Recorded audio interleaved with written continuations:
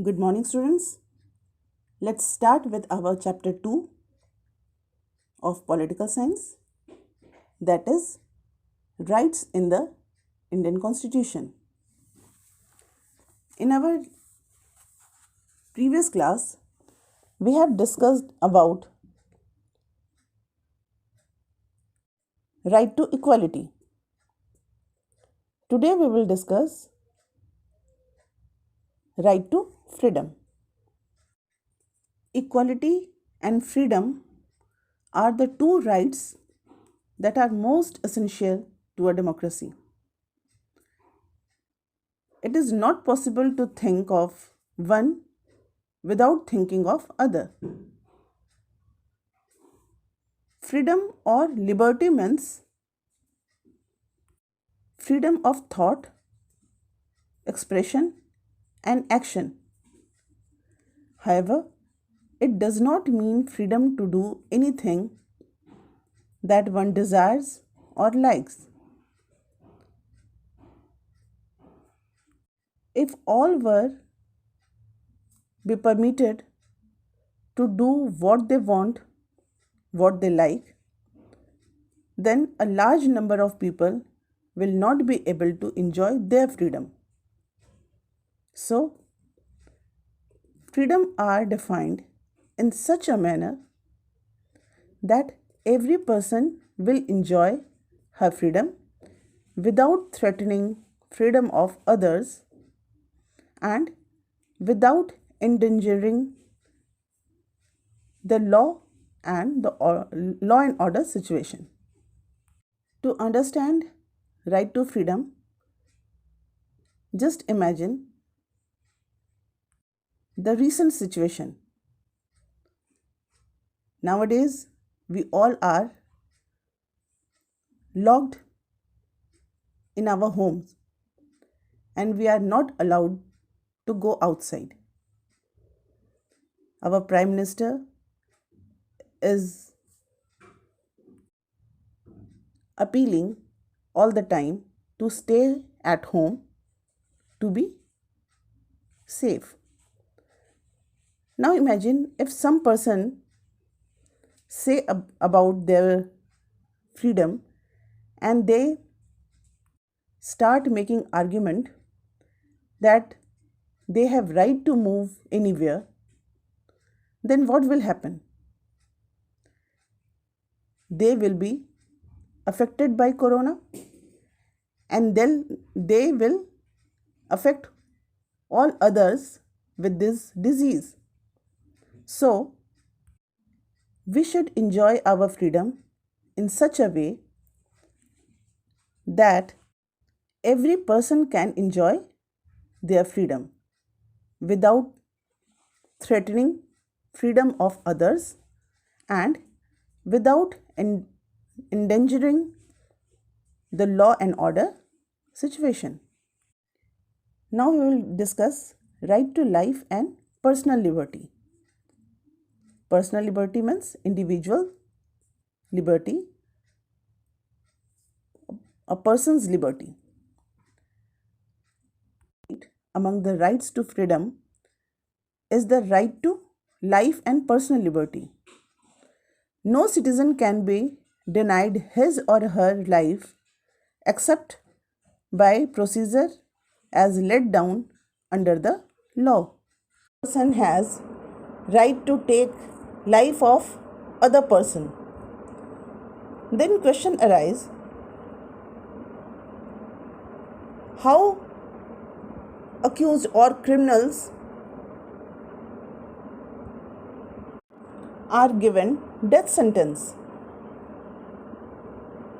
So here it is a thing to be noted that in our constitution it is written that no citizen can be denied his or her life except by procedure laid down by law.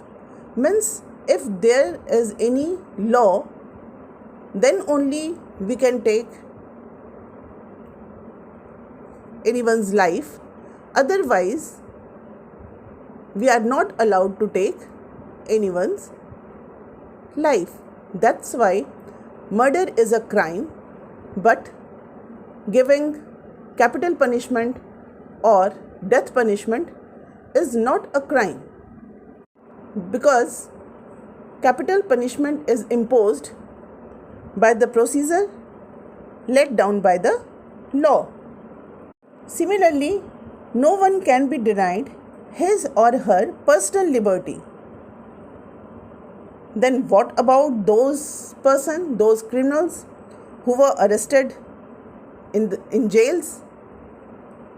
Police are denied their personal liberty by putting them into jail? No, again, it means no one can be arrested without being told the grounds of such an arrest. If arrested person has the right to deny himself by a lawyer of his choice, also it is mandatory for the police to take that person in the nearest magistrate within 24 hours. The magistrate, who is not part of the police, will decide whether the arrest is justified or not. Now try to understand the one thing about personal liberty of individual. The provision is no one can be denied of his personal liberty. But what happened if a person had committed a crime? Then police can arrest that person, but there is again procedure laid down by law, and there are some mandatory provisions which are taken care by the police at the time of arrest.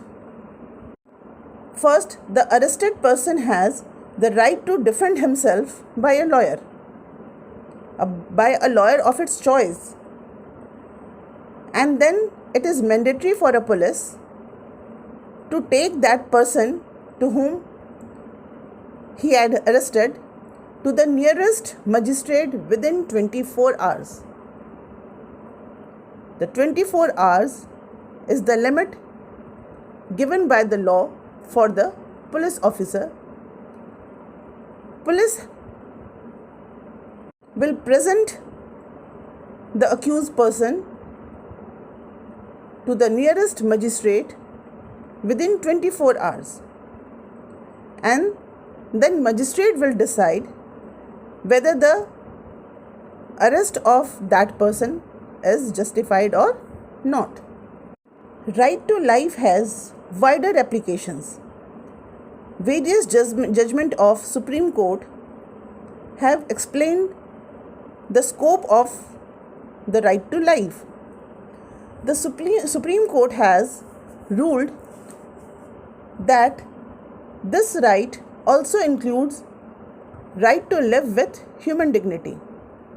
Means right to life means right to live with human dignity, free from exploitation. The court had held that the right to shelter and livelihood is also included in the right to life, because no person can live without the means of living, that is, means of livelihood. Without means of living, no person can live with dignity. So, Supreme Court held in his judgment that right to shelter and right to livelihood is also included in the right to life. Now we will discuss preventive detention. And for preventive detention,